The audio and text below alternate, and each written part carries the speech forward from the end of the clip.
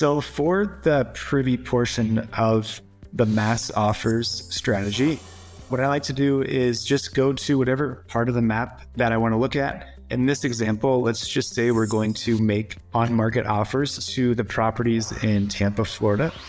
So what I would do is we can see Tampa here. I'll zoom in a little bit and then I will use the draw icon and just make an outline around the area that I want to pull the data for. As you can see, it's captured the properties that are in this particular area. I'll click download. As you can see, there's 5,500 properties found here. So what I'm going to do now is click filter. The location is the search, so that's good. It's single family. I want active status. And then down here in the filter section, what I usually do is I want to make sure that I'm not pulling any high-end properties, because obviously those are not going to be good candidates for making a offer on them as an opportunity to wholesale the deal. So I know in Tampa market, usually, once we start getting above 350,000, we start getting up to the higher end houses in general. So I'm going to put 350,000 as the cap. I want anything lower than that for square feet. I'm just going to do 1,100 square feet here because most fix and flip buyers don't really like the smaller houses. So we're going to do a minimum of 1,100 square feet. I usually do a build year of a maximum of like 2005. Again, most flippers want something that's a little bit older. And if the property is too new, that it's going to be oftentimes too nice. We don't really want to look at those. Also, I'll click this fix and flip. And this is kind of personal preference. It's a little bit subjective, but basically the lower you do for the ARV, the less properties you're going to have to look at, but it's going to be more targeted. I think in this situation, leaving it at 75% is probably good. So I'm going to leave it there and click run search. These results, we have 278. So it's relatively targeted. It's a good start for an example. So I think 278 is okay. If you wanted to open up the filters a little bit more, so you can have like maybe 500, you can do it that way as well. But I think 278 is fairly good. So I'm going to download it, and Privy has their 10,000 downloads maximum per month. Now we're going to open the CSV file that we downloaded. And within this Excel file, we're just going to grab the address and the price column. So the first thing I usually do is, because it's in this street, city, state, zip, and they're all in different columns, I'll aggregate those together. So I'll usually call this full address, and then I'll just add this formula equals concatenate. And this might get into the weeds a little bit, but you can just copy this formula if you want. So I usually do trim, which gets rid of any empty spaces surrounding the text. And then I'll use proper, because some of these are all caps and some are all lowercase or a mixture of both. And then, so this proper will just take this and put it into a format like this. So the first letter is capital and the rest is lowercase. And I'll actually use the upper formula for the state because we want it to be case. And then I'll click Control D on my keyboard to copy the formula down, and then Control D again. And highlight these and click this little square down here to pull the formula down. So here's all the addresses that we want to make offers on, and we're going to copy those. And here's where we're going to need our Google Sheet. So this is a Google Sheet that I've been using. And if you want to use the same format, you can, or if you want to maybe change the columns a little bit. But this is how I've been doing it. I have the date. I usually will write in the date just to keep track of when I am sending out the offers, just for like metrics to report on that. But I'll copy the addresses, or I'll paste the addresses right in here. And as you can see, I have some conditional formatting in here. So it highlights any of these addresses red that I've already sent an offer on. So what I'll do, just come in here, highlight the row, and then click delete. And then I would just go down and delete out any of these that are red to make sure that I'm not sending offers on properties that I've already sent offers on. So we'll assume that I've deleted all of those, and now I'll go and grab the list price and we'll copy this from the Excel file. We'll paste it in here. And then for this is where we get the offer price. And so I have a formula here that it's basically based on the range. So depending on the list price, I'm subtracting a specific amount of money to come up with the offer price. So the way I have it here is anything less than $150,000 list price, I'm subtracting $45,000. If the list price is between $150,000 and $200,000, I'm subtracting $55,000 off the list price, and so on and so forth for each kind of range of what the list price might be. So I'll just copy this formula down, double clicking on that. And so that's going to be my offer prices that I'll use to send out for each property. Okay, so for the conditional formatting, I'm actually using that for 3 different columns. So if you go to format and then conditional formatting, you can see I actually have 3 different columns. So here's when you click on format and conditional formatting, this should all be blank, but you should be able to click add another rule. And then here's how I would do it. For me, I have column B, B2 to B3000. I think originally I had it from like B2 to B1000, but then as I kept adding more properties, I kept increasing the number of rows. So currently it's B2 to B3000. You'll want to do format cells if, and then come down here to custom formula is, and then here is the formula. It's a little bit cryptic looking and I won't read it out loud, but there it is.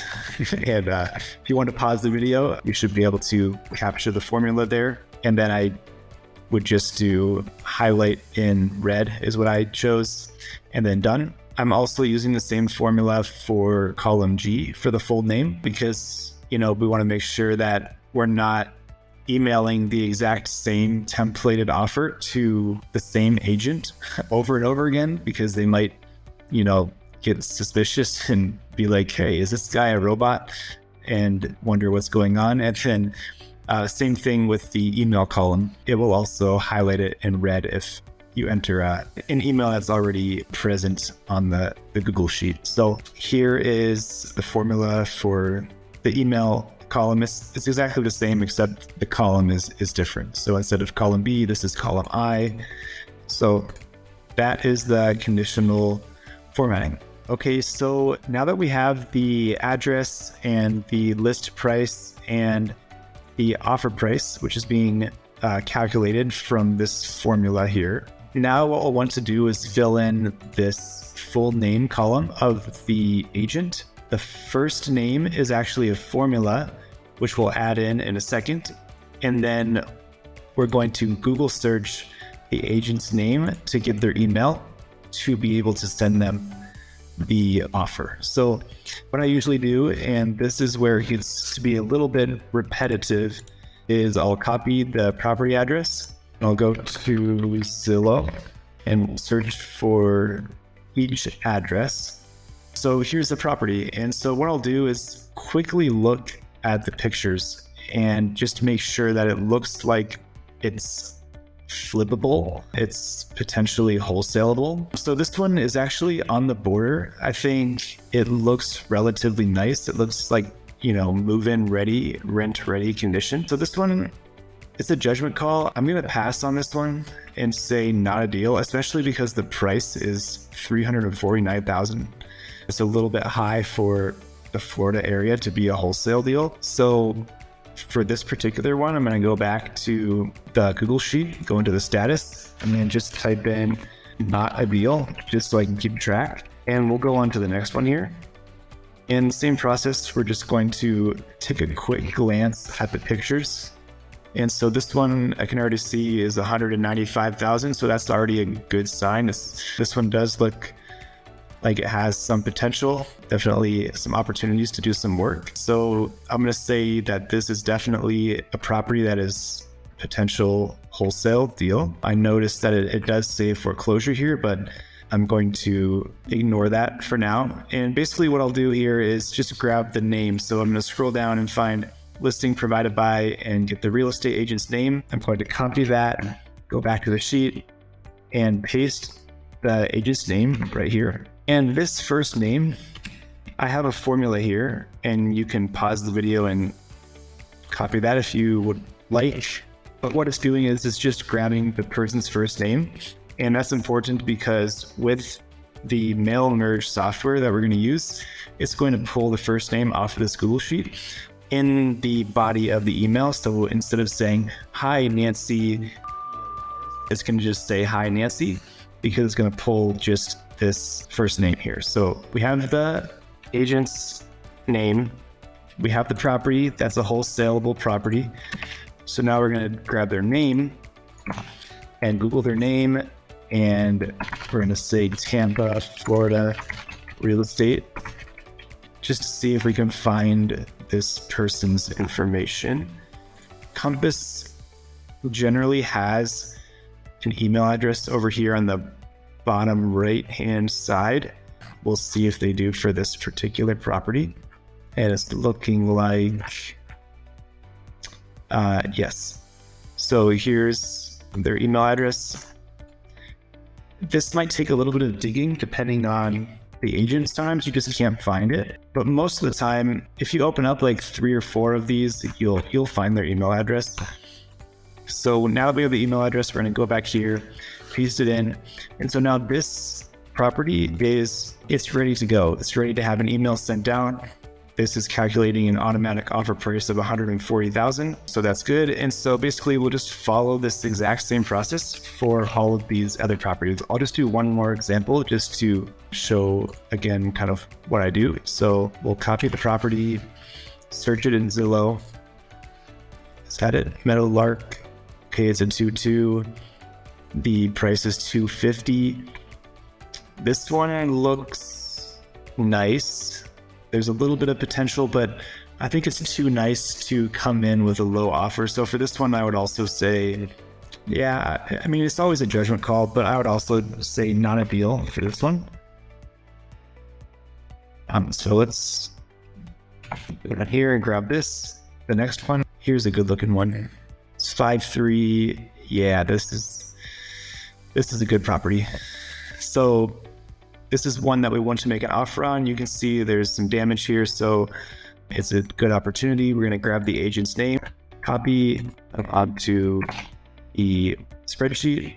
And what I usually do is this formula that I have here, I'll copy it just so it'll automatically grab the person's first name. Okay, so that formula is copied down. So let's say, for example, as you can see, gets populated there automatically. So that's good.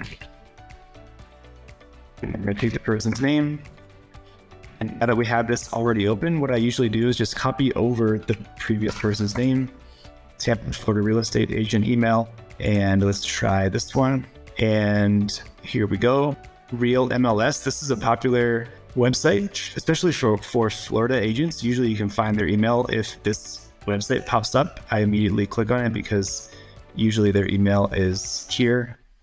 So we have their email. Okay, so now we have two. We have 2 that are not a deal. Then we have 2 that we do want to make offers on. So for the process of sending out the emails in your Google Sheet, you'll want to have under this extensions tab, you'll want to have a mail meteor. So in order to get this to show up, just go to the mail meteor. You can Google it. It's mailmeteor.com. Start sending emails. And then if you click on how do I get started and then how to install Mail Meteor, and then just watch this YouTube video. What I would do is just watch this video. It'll show you how to install Mail Meteor. And then after Mail Meteor is installed, it will be here under your extensions.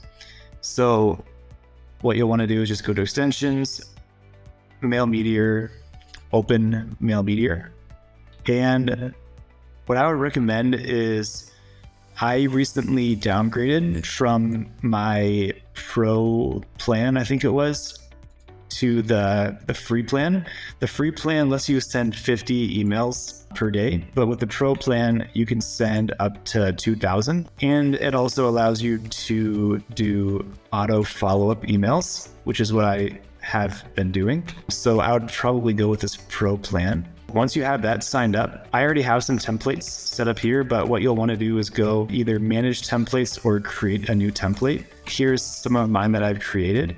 And here's the one that I was using. These curly brackets represent a variable. So it means whenever you see these curly brackets, it means, for example, this property address, and you might still be able to see it in the background of my screen here, but this property address for every row will be pulled into the subject line of the email based on what's in the Google Sheet. So the property address is getting pulled in. The first name is getting pulled in off the Google Sheet. The property address is getting pulled in again here, one more time here, and then also the offer price is getting automatically pulled into the email. Here's the template that I have been using. Let me just copy this just to make it more easy to see. I'll paste it into this Word document just for the sake of the video, and you can pause the video to see the template if you want. So here's the template that I was using.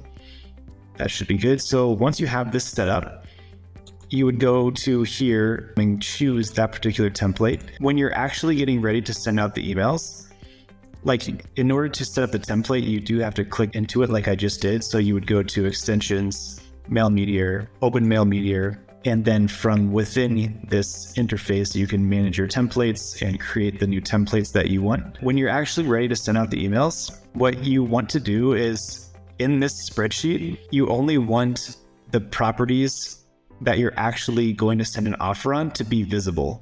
And so what I mean by that is up here on my column 1, these have filters on them. If you don't have the filters yet, you can just highlight the first row and then click this filter button and it'll create that into a filter. And so then what I would do is the emails that you want to send today.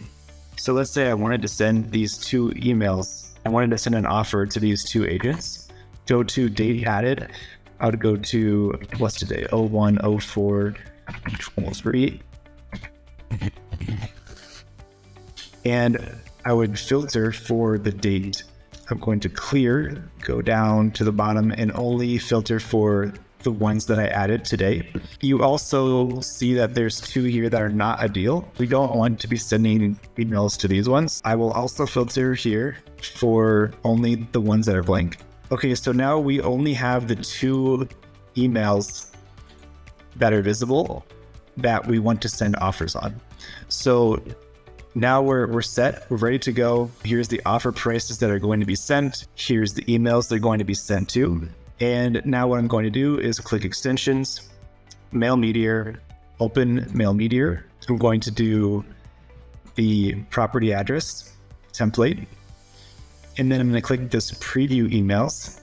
Also at this point, there should be, if you're using the pro plan, you can schedule a follow-up as well. Yeah, so this is only available on the pro plan, but this is what I would do. You can choose, if no reply after, however many days, then you can send a new follow-up. So what I used to do is I would click select a template. I would use my follow-up template, and then it was just a pretty basic follow-up. I said, hi, first name. Just following up on our last email, does the seller have any interest? Thanks, Dan. And I would usually choose sometimes 3, sometimes 4, and I would do send with follow-up. And that would actually send out the emails. I'm going to go back here. And before I do that, what I'll do is I'll click preview emails. And so since Mail Meteor is already integrated into Gmail, it's going to be sending the email out from my Gmail that I linked to Mail Meteor. Okay, perfect. So here's what the email is going to look like. So as you can see, it's pulling in the address. It's pulling in the person's first name, It's pulling in the address again here, one more time here, and then the offer price is also getting pulled in. This email looks good, and then you can use these arrows to see all of the emails that are about to be sent out. So here's my second property that I'm going to send an offer on. Here's the address again and the purchase price, which is the offer price that's being pulled in from the Google Sheet. Usually if I'm sending out like 20 or 50 or 100 offers at once, I'll usually spot check, just a couple of them, maybe every one out of every 10 or 20 I'll look at, and assuming that they look good, what I'll do is I'll just click send emails in this example. So we're going to send these 2 emails. Now, what you can do is you can go to your Gmail and you can look in your sent folder, and those 2 emails should have been sent out. Another thing that happens at this point is Mail Meteor will automatically create 3 new columns. And these are some of the ones that have been automatically generated by Mail Meteor in the past. It creates these step 1, step 2, and merge status. And so it'll say sent or scheduled, and it'll tell you whether it's been opened by the recipient. And then if you have some sort of follow-up campaign, it'll have that here. If it says follow-up sent out, that'll appear here after the 4 days. That's pretty much it. That is it for this video.